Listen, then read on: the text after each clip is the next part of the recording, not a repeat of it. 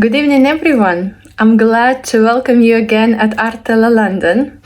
My guest today is Mr Alastair Faulkner, who is an amazing artist and a trauma and orthopaedic surgeon. My name is Alastair Faulkner. I am currently working in NHS Heroes in the east of Scotland, and I work in trauma and orthopaedics. So that's broken bones, creaky joints, and everything in between in the musculoskeletal system. And I've been an artist a lot longer than I've been a surgeon. I think I first started drawing as soon as I could hold a pencil, aged 5. And it's something I've done pretty much on and off since then. And then when I started medical school back in 2007 in Edinburgh, art sort of fell away a little bit and then sort of came back as I entered higher specialty training. So it's always been there, sort of in the background, up and down. So, how did you understand that you wanted to continue with art? Because medicine and art are completely different things. Medicine is very scientific, very logical, very serious, and art is more imaginary. Oh yeah, no, I think they're two sides of the same coin. To be honest, I'd always enjoyed arts when I was younger. It's something that I pursued throughout most of school. And I enjoyed drawing in particular, just, pencil drawing. I didn't really get into painting until a wee bit later. But yeah, I just really enjoyed doing it. It's something that over the years I've always tried to do. Even when it's not worked out, I've always pursued it. And I find being creative in that way helps. It's a different sort of outlet to something like surgery. But funnily enough, there are a lot of parallels between the two. And I find that they both complement each other quite nicely. I feel like my art informs my practice as a surgeon, and as a surgeon, it has really informed my art hugely, actually, over the last sort of 6-7 years. Do you mostly paint, or you also draw? At the moment, I'm mainly a painter now. So yeah, I work predominantly in oil paints. I have been known to paint acrylics in the past to sort of experiment. But yeah, no, I do occasionally sort of dabble in drawing if if I'm on a train or something and I just want to do some sketching, I will do it. And I think drawing is really an essential skill for any artist if you're going to pursue anything. Certainly it was my skill in drawing that I think helped me develop as a painter as well. Do you paint medical related only, or something else? Because I noticed that you have many artworks dedicated to the NHS doctors. Yeah, no, absolutely.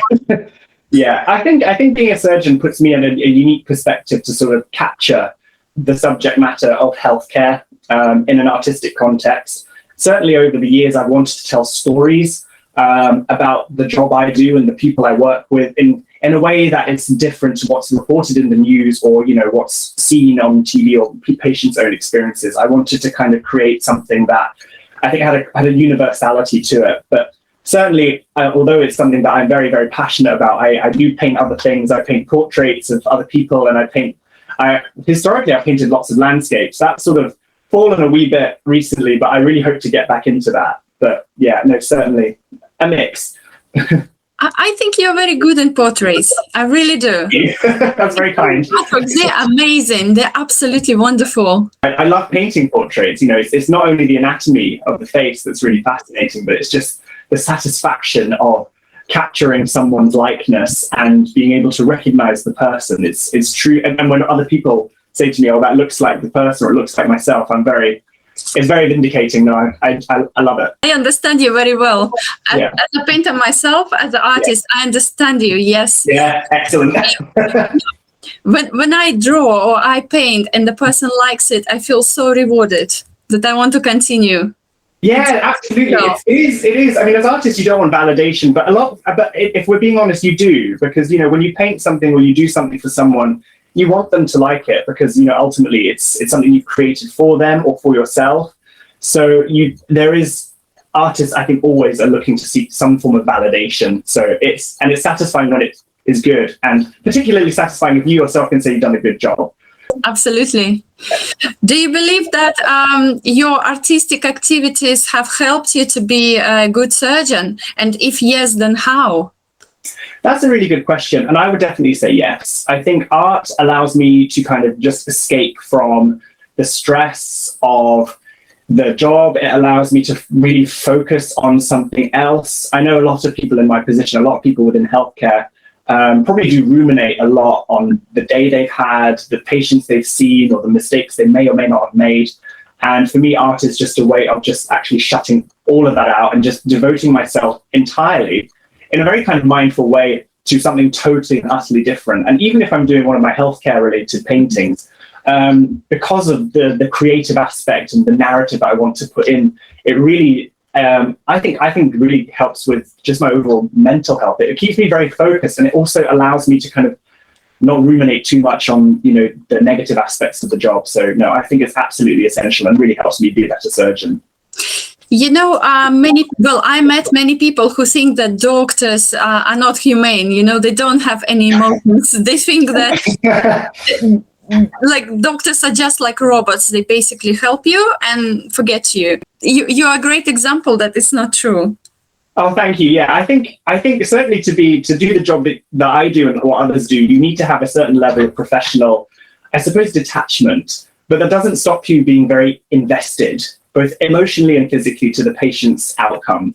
And I think there is a difference. I think surgeons are actually incredibly emotional people. It's just a lot of it is hidden away, shall we say, through this sort of wall of what we deem professionalism, and I guess a professional detachment to allow us to do the jobs for patients. Some are more successful at that than others, shall we say. But I certainly the colleagues I've worked with, you know, we all are very supportive of each other, I would say, and I think we all are very sort of emotional in that regard, and we also, I think, share our own ups and downs of the job. Yes, of course. I can imagine that.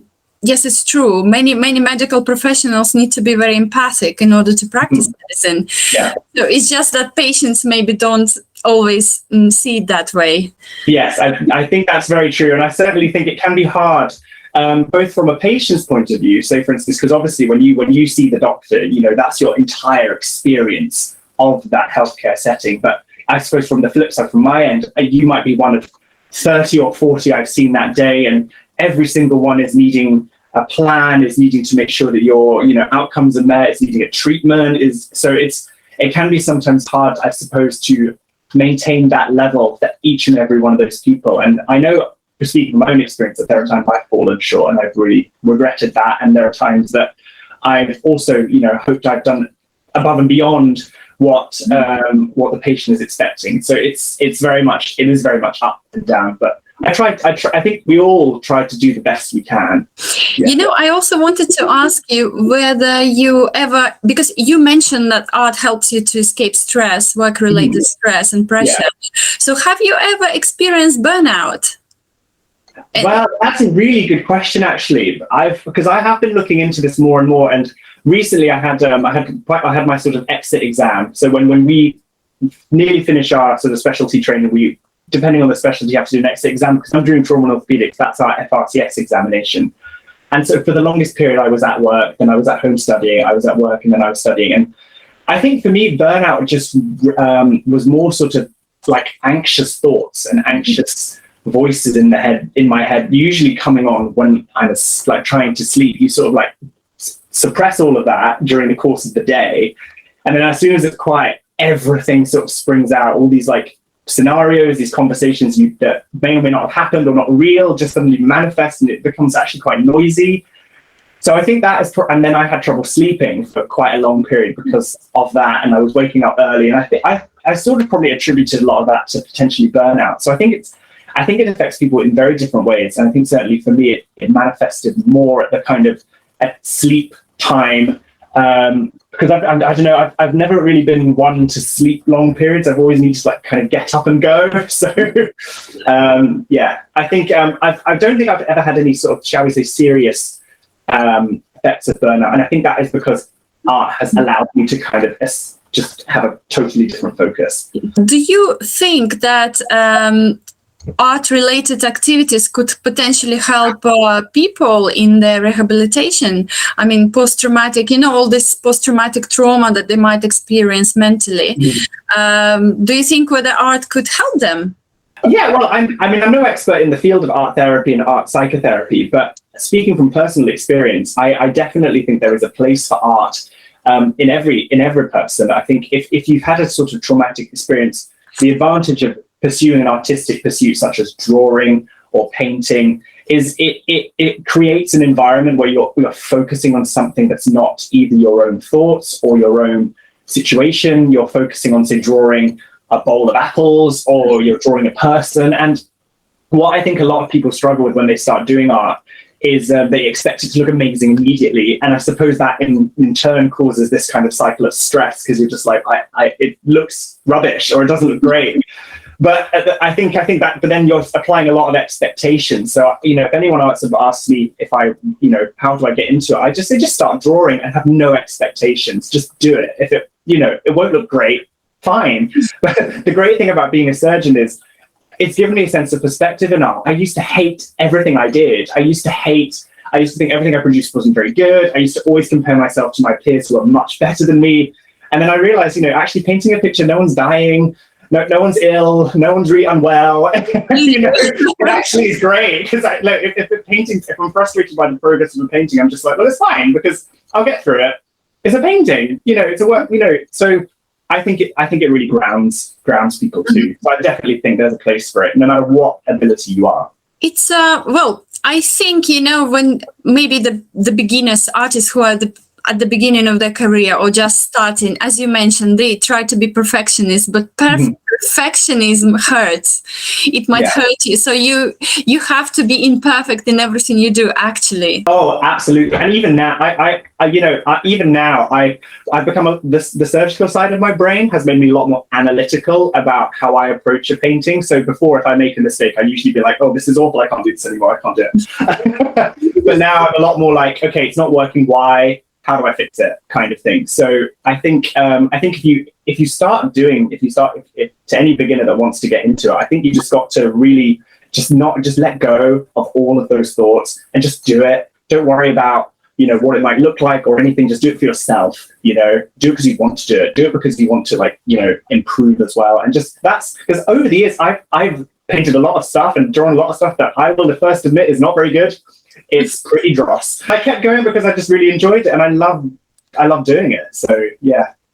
But here's something interesting that I wanted to say. You might be thinking now that those paintings were not successful, but people looking at them may have perceived them differently. Yeah. They might well have liked them a lot. Yeah, no, I think you're very right. I certainly, I won't say what paintings I've done in the past that I've personally not really enjoyed, but I'm delighted that people out there do like them. I think it's just so interesting as well. Your own personal take on it is totally different to how someone else views it, and that's what I love as well. Is you see it through someone else's eyes. You've seen something for like hours and hours and hours, but then they look at it and take away something totally different, and that's fab, because you're like, I had never thought of that, and that's what you got. So it's brilliant. Yeah. How do you find your inspiration? Where do you get it from? So it comes from different places. So I'm a huge fan of like Renaissance era art, Da Vinci, Raphael, and kind of Michelangelo. And I'm sort of kind of obsessed with that era. I love the kind of, I really like the religious paintings of that time that they did and the narratives that they caused. And I use that kind of, I guess, visual language a lot in certainly my medical related paintings. But in terms of sort of other artists that I really like emulating, sort of the post-impressionists like Van Gogh, I really enjoy. The impressionists I really like, and their use of color. So I kind of, depending on what I want to do, I sort of borrow ideas from a lot of people in the past. So I've explored a lot of really different, divergent sort of, I've got like really expressionist landscapes with really kind of classically styled portraits, and I'm not quite sure which one I prefer. I like doing both for different reasons. Yeah. I know that you studied in Florence before. May I ask you about your experience of being there? Florence was amazing. Yeah. So it was only for like a week. So I unfortunately didn't do the full, I think it's like a 3-year degree or qualification. No, I did a very short portrait and figurative painting course that was run by this phenomenal artist called Daniela over a week.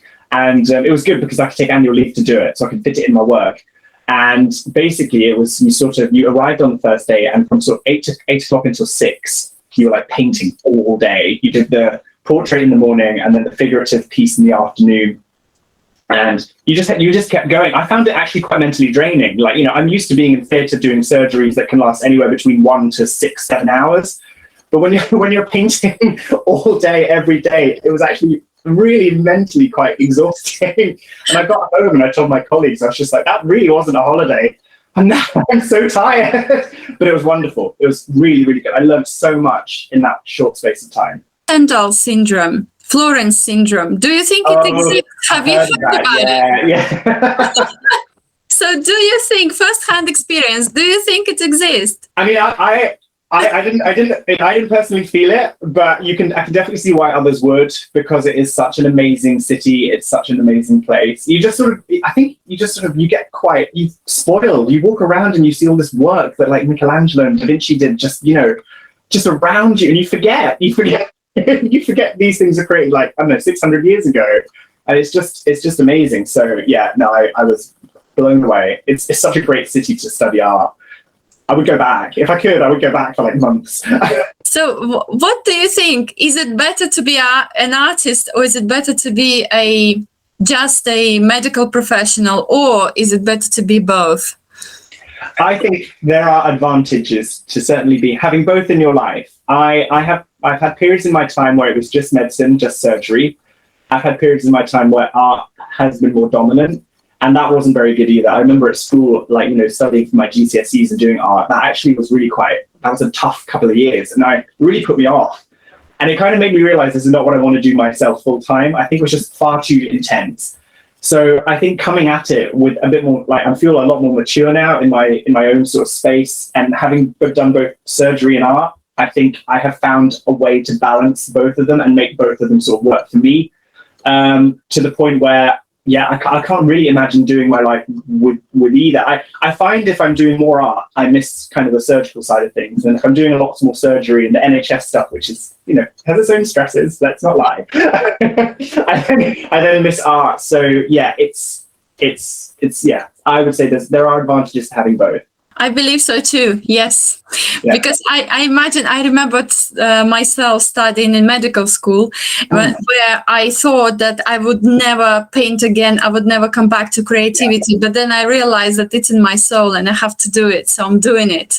Absolutely. And I think at medical school, and you'll experience this as well, like beyond when you enter the kind of the wheel of medical school, postgraduate years, specialty training, it's so easy to kind of let all of that go because the work is so intense. But I think if that's a bad thing, and I think there's too much emphasis on trying to, lose everything in order to be totally and 100% committed to the job. And I totally disagree with that. I really do. Generally, how do you find time for art? How? Because the work is so intense. Mm-hmm.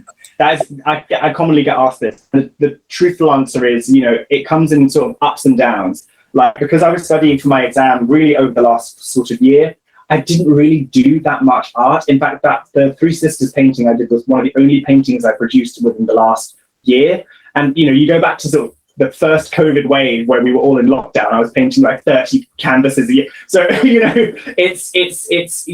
you just sort of, what I like is having something to work on and my own like internal deadline. But yeah, it's just slotting it in when you can. I had a really good run because I took several weeks off before my first exam last year. And because I took lots of study leave, I made a point of doing 2.5 hours of painting a day, because I was just like, right, I'm going to schedule this in and do it. But it's hard. There are months where I paint nothing and I feel awful. But then I remember I'll paint more again, when it sort of comes back. So yeah, it's being pragmatic and just a little bit organized. What kind of trauma is the most common in the UK? What do you work on mostly? I can speak from experience. In the east of Scotland, we get a lot of really unfortunate elderly patients who fall and break their hips. So they are, I think, probably one of our more common patient group. We see a lot of people in the winter who break their wrists because they slipped on ice, or they break their ankles because they slipped on ice. So whenever the weather gets cold here, get a very keen interest. As soon as there's ice, we're all ready to receive many more people. And then the summer comes around and you've got all the children that are trampolining or, on their bikes. So it's a very seasonal, shall we say. So do you agree that surgeries somehow is creative? It's a creative, essentially fundamentally creative work, because you have to imagine the outcome for every patient. So yeah, you may have several ways to treat them. I don't know, some surgery, some other methods, but then you still have to imagine and visualize how they're gonna cope in their life afterwards. So that's art, Oh no, that's exactly it, and that's why I really like trauma and orthopedics, is because you're confronted with a patient that might have one injury, they might have many injuries. And then you're confronted with the x-rays where you see the broken bones, and you have to visualize in your head what you want that bone to look like once you've done the surgery. So you need to be able to kind of plan in your mind what you're going to do, how you're going to approach it, what instruments you might need. So there's a lot. I think orthopedics and trauma is a very creative specialty, because not a lot of injuries, there's patterns that you recognize, but sometimes you've got to be very creative in how you approach things. Not everyone is the same. Some people have really unique problems. And so I think that's probably why it feeds my artistic brain, because a lot of the time it's just like, right, how do I deal with this? What are the issues? How would I tackle this? What do I want this to look like? What are the challenges? So yeah, you're absolutely correct. There's a lot of kind of planning and pre-visualization as to the outcome that you want, which is the same as painting something. You've got to plan, and you want to know what you're aiming for as well. Yes, absolutely. But maybe, looking from this perspective, maybe art might feel more free. Do you have any tips, creative tips, maybe for people who might want to combine medicine and art together? Okay. Well, so I suppose if you tackle this from sort of two different points of view. So if you're someone who's already quite artistically inclined and is doing medicine, and you're on that wheel, as it were, and you're either a much junior trainee getting into more specialty training, or you're in medical school about to become a junior doctor, and everything's new, everything's stressful. I think just allowing yourself maybe a couple of hours a week just to go to a gallery, take a sketchbook and just sketch something, or sketch people, just do something creative for a couple of hours. Allow yourself to do that. Give yourself permission to do that, and be unapologetic about it. Over the years, I've had people sort of, not so much criticize, but sort of have questioned my, I suppose, commitment to the job in hand, because I have this interest that's so important to me. And, I just remind them and myself that this is what makes me better at my job. So I think there will be people that may not understand, and there'll be people that may want to denigrate or potentially downplay what you do. And it's all about just, politely ignoring them and just doing you. Okay. And all I would say to those that have never done art before, but are thinking this is something that might be useful for them, there are different ways you can get into it. You can get coloring books where you have something that's pre-drawn. You just get some coloring pencils and just do that. Or you can just get a sketchbook and a pencil and just start drawing things. There's loads of great books on just how to start drawing. And then just gradually work up. Everything I've done has been just sort of like, I'm going to try it, see if it works. If it doesn't work, fine. And that's the same with my painting. Just try something. It may work. If it works, great. Let's do it again. If it doesn't, that's okay.